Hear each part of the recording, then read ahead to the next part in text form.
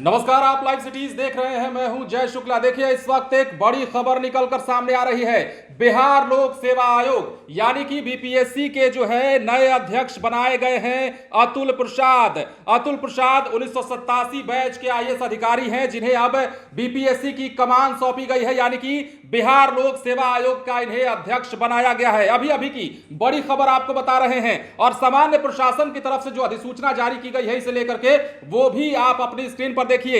एक बार फिर से बता दें, अतुल प्रसाद को जो है बिहार लोक सेवा आयोग का अध्यक्ष बनाया गया है। 1987 बैच के आईएएस अधिकारी हैं और इसे लेकर सामान्य प्रशासन विभाग ने अधिसूचना जारी कर दी है। वरिष्ठ आईएएस अधिकारी आर के महाजन इससे पहले इस पद पर तैनात थे। उनका कार्यकाल चूंकि पूरा हुआ, इसके बाद अब अतुल प्रसाद को यह जिम्मेदारी मिली है।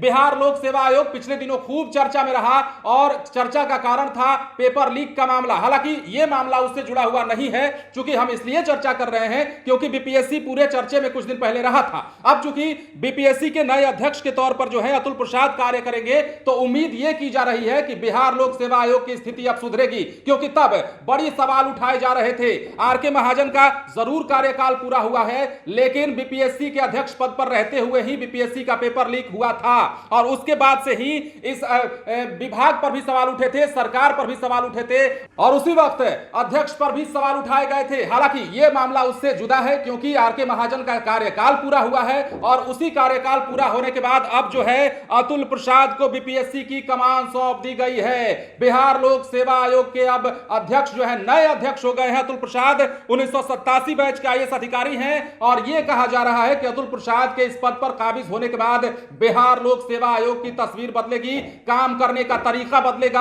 और जो कलंक बिहार के माथे पर बीपीएससी में लगा, शायद अगली बार से उसकी पुनरावृत्ति ना हो। अब देखिए, आर के महाजन के बारे में जरा हम आपको जानकारी दे देते हैं। आर के महाजन 2020 में बीपीएससी के अध्यक्ष के पद पर तैनात किए गए थे और बीपीएससी में जब अध्यक्ष बनाए गए थे तो उस दौरान से ही अब तक उनका जो कार्यकाल था अब जाकर पूरा हुआ है और 1 सितंबर की वो तारीख थी। 1 सितंबर 2020 को बीपीएससी के अध्यक्ष के पद पर उन्होंने वो काबिज हुए थे और उसके बाद बीपीएससी की अध्यक्ष पद की जिम्मेदारी ली गई थी उनके द्वारा। लेकिन अब चूंकि उनका कार्यकाल पूरा हुआ है तो इस एवज में अतुल प्रसाद को बिहार लोक सेवा आयोग का नया अध्यक्ष मनोनीत कर दिया गया है। आईएएस अधिकारी हैं, इनके काम करने का तरीका बड़ा अलग बताया जाता है। अच्छे अधिकारी के तौर पर इनकी गिनती होती है, ईमानदार अधिकारी के तौर पर इनकी गिनती होती है।